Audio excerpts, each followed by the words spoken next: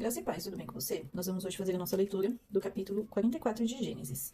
Vai falar aqui sobre o copo de José. Nós vimos anteriormente que os irmãos dele voltaram para o Egito para poder pegar alimentos, né?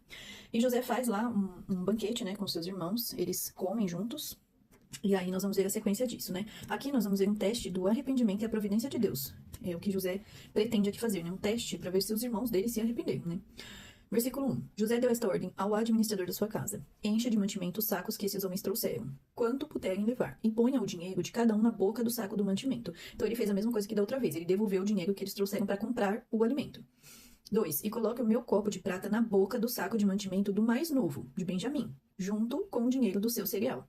Então, do saco de Benjamim era para colocar o copo de prata de José. E o administrador fez como José havia ordenado. De manhã, quando já estava claro, os homens partiram, eles com seus jumentos. Saíram da cidade antes que pudessem ter se distanciado. José disse ao administrador de sua casa: levante-se e vá atrás daqueles homens, e, alcançando-os, diga o seguinte: por que vocês me pagaram o bem com o mal? Não é este o copo em que se bebe o meu senhor, e que ele usa para fazer suas adivinhações? Vocês fizeram algo muito errado. O administrador os alcançou e lhes falou essas palavras. Então eles responderam: por que o meu senhor está dizendo uma coisa dessas? Longe de nós, seus servos, fazer uma coisa assim. O dinheiro que achamos na boca dos sacos de mantimento, isso da outra vez, né, que eles acharam, nós trouxemos de volta da terra de Canaã. Como então iríamos roubar prata ou ouro da casa do seu senhor? Eles estão aqui mostrando que são homens de bem. Eles estão mostrando aqui que eles trouxeram dinheiro de volta, né? Então que já aconteceu isso antes e eles já devolveram, né? Versículo 9. Se algum de nós tiver esse copo, será morto, e nós ainda seremos escravos do meu senhor. 10. O administrador respondeu: que seja como vocês disseram, aquele com quem for encontrado o copo será meu escravo. E aqui nós vemos, né, uma lembrança do que fizeram com José, né? Aqui o administrador disse: será meu escravo, assim como José foi vendido, né, como escravo também a outros, né? Esse será o meu escravo e os outros ficam livres. Eles se apressaram, cada um colocou o seu saco de mantimento no chão e o abriu. O administrador o examinou, começando do mais velho e acabando no mais novo. E o copo foi encontrado no saco de mantimento de Benjamim. Vou voltar aqui só para ler a observação que eu escrevi aqui do lado, né? Que este era o teste final de José para ver se os irmãos realmente mudaram. Se eles protegeram Benjamim ou se eles abandonaram assim como fizeram com José. Então, quando aconteceu de José se tornar o filho predileto, né? Lá atrás, onde nós vemos, em Gênesis mesmo, os irmãos tentam matá-lo, né? Na verdade eles planejam matá-lo. Como não conseguem, um dos irmãos lá oferece vendê-lo, e eles o vendem como escravo, né? Então aqui ele faz um teste, né? Pra ver se eles mudaram o coração deles, né? Pra ver se continuavam pensando daquela mesma forma. Versículo 13.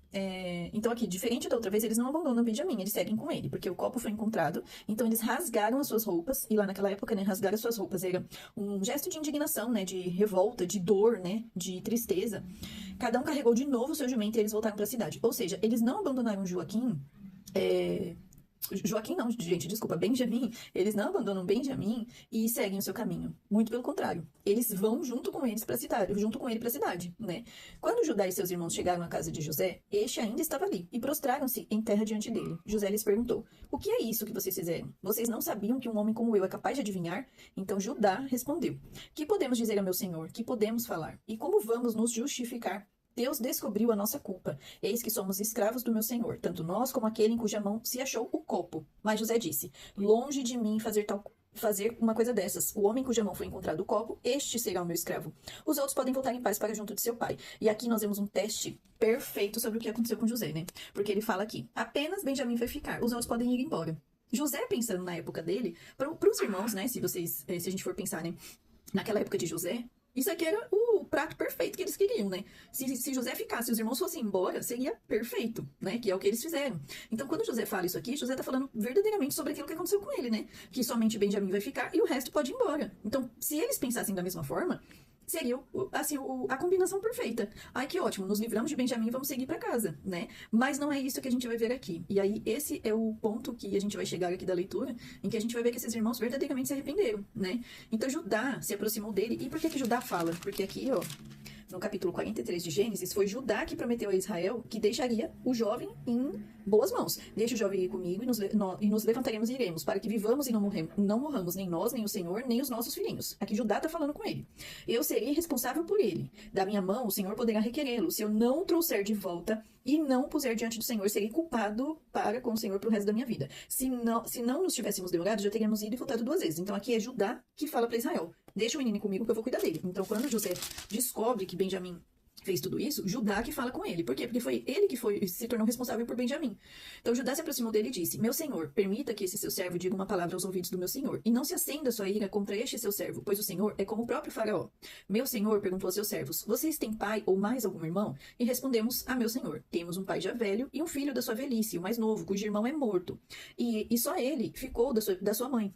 E só ele ficou de sua mãe. E o seu pai o ama. Então o Senhor disse a esses seus servos: Tragam o jovem para que eu o veja. Aqui, José pedindo para trazer Benjamim, né?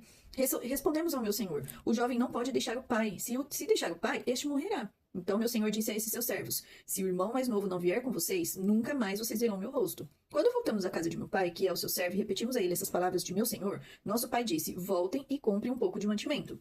E nós respondemos: Não podemos ir para lá, mas não podemos ir para lá. Mas se o nosso irmão mais novo for conosco, iremos, porque não podemos ver a face do homem que, se este nosso irmão mais novo não estiver conosco. Então, aqui foi o que José falou, né? Às vezes a gente vai lendo aqui, vai dando complicado, porque é tanto nome difícil, né? Tanta fala difícil. Aqui é Judá falando, né?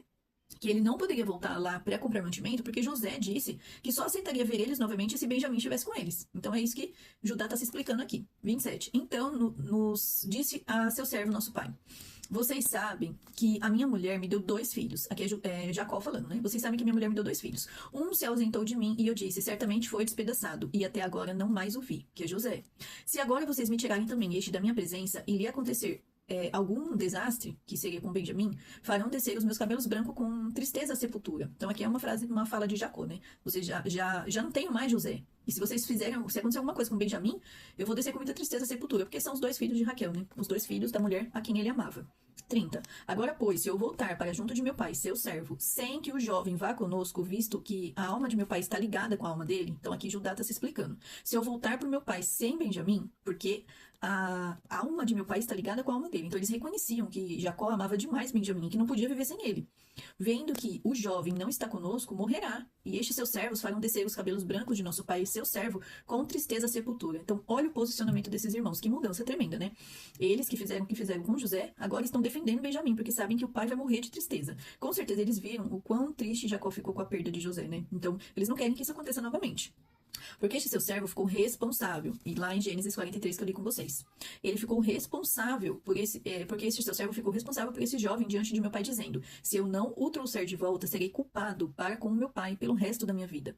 Agora, pois, que este seu servo fique em lugar do jovem como escravo do meu senhor, e que o jovem volte como seus irmãos. Olha que diferença que a gente vê. Aqui Judá está se oferecendo para ficar no lugar de Benjamim e ele voltar para casa. Porque a tristeza de Jacó era tão profunda com a perda de José que eles não queriam ver isso novamente. E olha que mudança, né? Então esse teste que José fez aqui deu super certo, porque ele conseguiu ver que realmente eles mudaram, né? O posicionamento, o coração mudou. 34. Porque como poderei voltar a meu pai se o jovem não for comigo? Eu não poderia ver esse mal se abatendo sobre meu pai. Então, que ensinamento que a gente teve aqui hoje com a mudança de coração e posicionamento desses filhos, né? Porque Judá fala aqui porque ele ficou como responsável, mas com certeza todos os outros estavam de acordo. Uma vez que eles fizeram tão mal a Jacó, trazendo essa tristeza da perda de José, e eles não queriam que acontecesse novamente com a perda de Benjamim, né? Nunca é tarde pra gente se arrepender dos nossos erros. Nunca é tarde pra gente tentar consertar as coisas. Que nós possamos pegar esse ensinamento de hoje pra glória do Senhor. Deus abençoe a sua vida e até o próximo vídeo em nome de Jesus.